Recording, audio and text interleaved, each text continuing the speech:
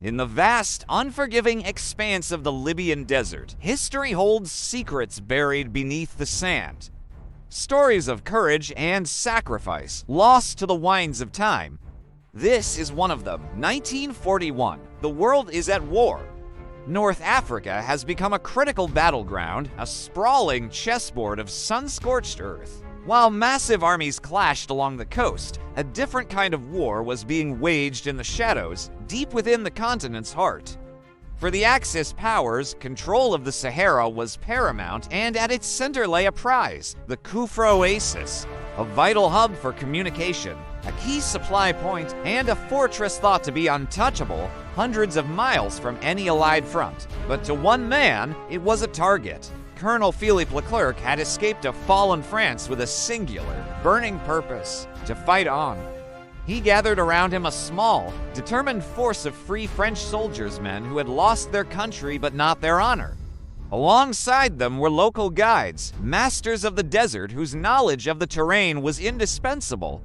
Their unit was a mere handful against an empire, their mission impossible: to cross nearly 1,000 miles of hostile territory undetected and seize Kufra. The journey began not with the roar of tanks, but with the grit of sand in their teeth.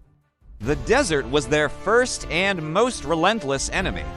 By day, the sun was a hammer, beating down with temperatures that could boil water. By night, the cold was a blade. Sandstorms rose without warning, immense walls of dust that could blind a man and strip paint from steel. You could not see your own hand in front of your face, one soldier later recalled. The wind howled like a banshee, and the sand. It got into everything: our food, our water, our weapons.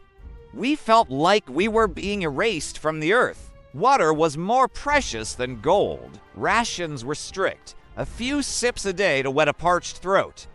The trucks, overloaded and struggling, frequently broke down.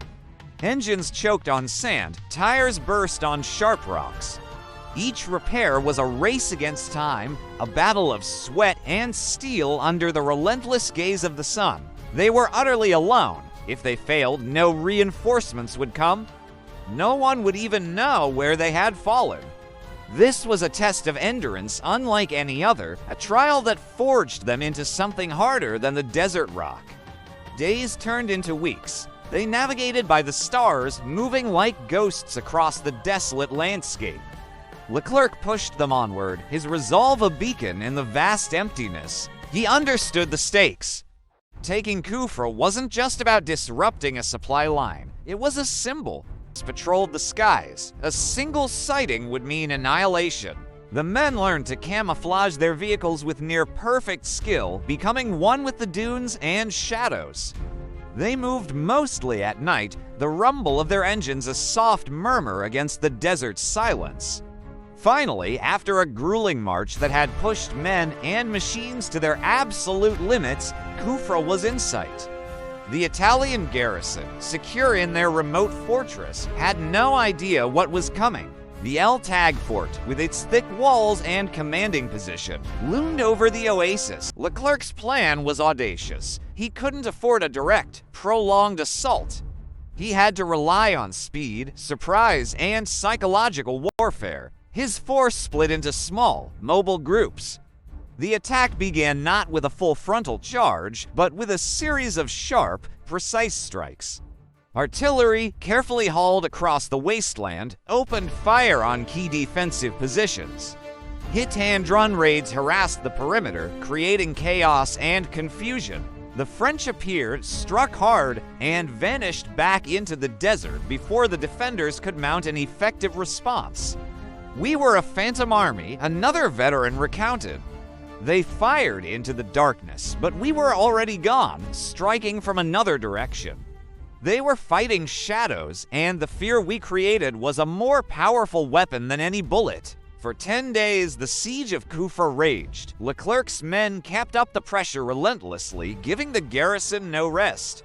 They targeted the airfield, destroying aircraft on the ground and cutting off the fort's only link to reinforcements.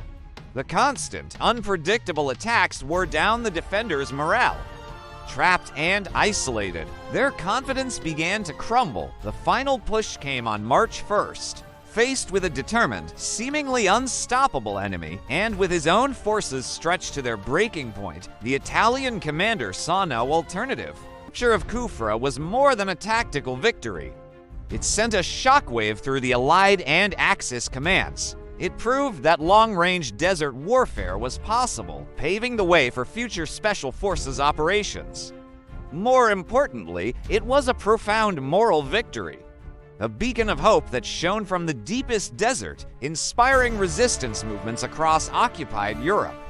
It was a testament to what a few heroic souls, armed with little more than raw determination, could accomplish against overwhelming odds. Their names may not be famous, and their battle may be a footnote in the grand histories of the war.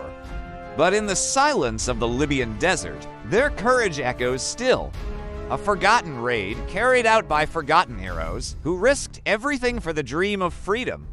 If this hidden story moved you, hit the like button, subscribe, and turn on notifications.